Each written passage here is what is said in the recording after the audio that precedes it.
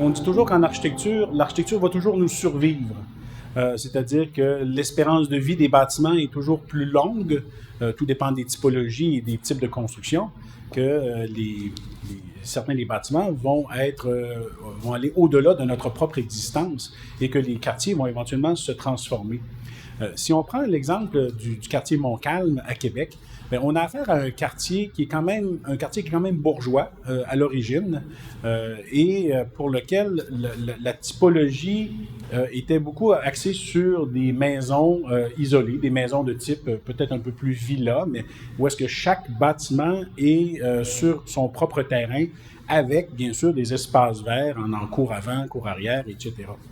Il y a un principe lorsque l'on fait de la conception en architecture, et c'est ce que l'on enseigne aux futurs architectes, c'est que l'on doit toujours construire de notre temps. Et il faut se rappeler que ce que l'on voit actuellement, ce sont des maisons qui ont 50 ou peut-être une centaine d'années.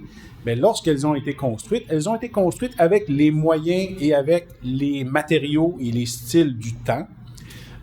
Et plus on évolue, plus ces maisons, éventuellement, selon leur caractère, peuvent avoir un caractère patrimonial à différents degrés selon leur importance.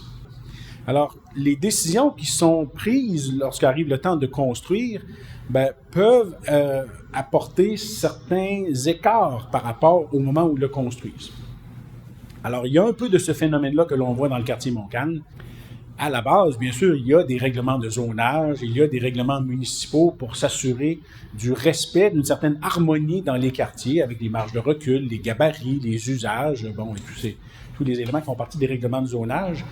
Mais au-delà de ça, la commission d'urbanisme de la Ville de Québec s'assure quand même de voir à une certaine uniformité, une certaine homogénéité pour éviter les grands écarts de langage qui pourrait y avoir dans le territoire et qui pourraient causer un problème d'harmonie dans le secteur.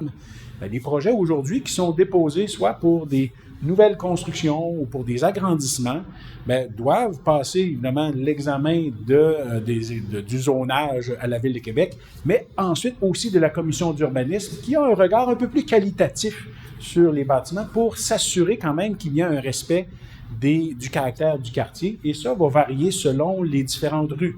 Donc, que vous soyez sur la rue Cartier ou que vous soyez pas loin des plaines d'Abraham ou que vous soyez sur René Lévesque ou ailleurs, les normes de zonage et le caractère patrimonial peut varier. Et ça, ce sont des facteurs, bien sûr, que la commission d'urbanisme tient compte dans l'évaluation des projets pour éventuellement donner leur autorisation.